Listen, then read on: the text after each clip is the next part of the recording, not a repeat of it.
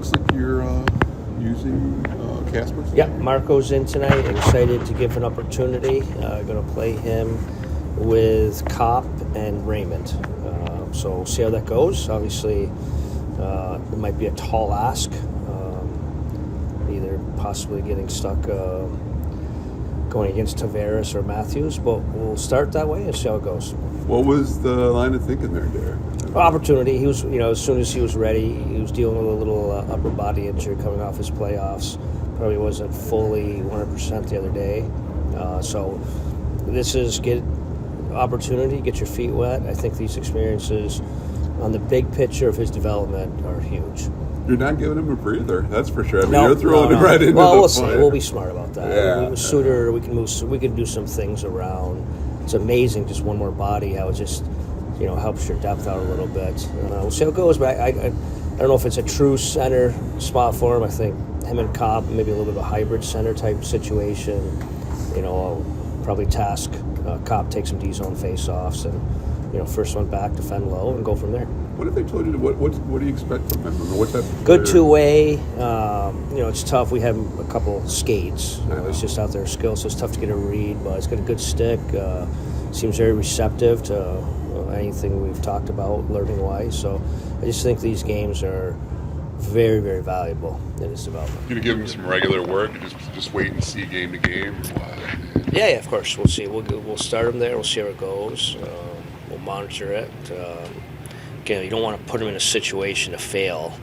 I don't know if playing against Matthews for 22 minutes tonight is that first NHL game is a recipe for success, but we'll see how it goes. You've had a few young guys make their NHL's debut this season. What did they do well? And then, kind of like you said there, Casper. Yeah, I just think it's just so valuable in the big picture. We're in a unique situation, obviously, where we're at compared to where we were at before the deadline. And you can look at it different ways, but this is opportunity, obviously. If we were hunting that last playoff spot, I don't think we'd have this opportunity, but I think this is, again, very important on the big picture going forward. What do you thought of Simon Edmondson's game since he's been called? Very good. High compete. He simplified his game here. We've kind of, talked about what we're going to do with Marco. We've slowly given him more and more, really protected him. Yeah. The first couple of games at home with matchups, but he was in our top four last game against Carolina and performed very well, and there's been no hiding him tonight. Sheldon's a nice guy, but I don't know if he's nice enough not to chase some of our young guys in matchups. So that's going to be all part of that growth and experience. Who's he playing with today, Edmondson? He's going to be with Sherratt. Same pairing. pair he had in the Carolina game. So I talked to Brian Lashoff yesterday, and he was saying that in all his years as a pro, he said it's so rare to find a combination like Edmondson. He said it's kind of cherry picking, but like Hedman came to mind, right? The side and everything. Yeah. Just from your words, and what makes Edmondson such a dynamic player? Well, just that package. You can see why we took him so high. You can see all the excitement about him. A skill set, some toughness. In a 6'6" package, you just can't find. Those don't grow on trees. So there is a lot there, but it's going to take time. And I've liked how we've been patient with the process. We 100% did the right thing with giving him his time and GR.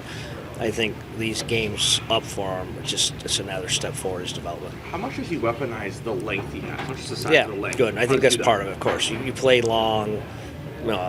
Defend long. Yeah. It's just you can steer, you can dictate a lot of things being that long. So of course that's a big part of it. And again, why there's such excitement around them. Sure. You mentioned D-zone face-offs. And what other ways can Kopp protect Marco up there? Probably just defend down low and more. Don't let him get stuck in those type of situations. I mean, just little things, even directing traffic and what we're doing on a face-off. Structure-wise, they come back to the bench. There's some opportunity there. And, my message to Marco is have an understanding of our structure, talk to our assistants, but at the same time, do not be paralyzed with our structure. Play on your toes. We'll take care of mistakes. Just do not play hesitant out there.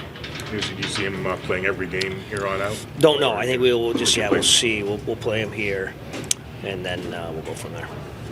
Simon, just in terms of the way that, the report you got from Ben Simon, how, from your vantage point, has Edmonton evolve over the year to the point that he got this call up now? I think just managing his game. You could even see it in our preseason. I know you're not with us in our everyday process, but all of his preseason games, there were some games in there he looked like he was ready to play in the NHL, Right. and then he turned around the very next night and not try to do too much, egregious turnovers, bad things were finding. So I just think it's me more consistent in managing his game, and he's evolved in that, especially of late. He's done that with us.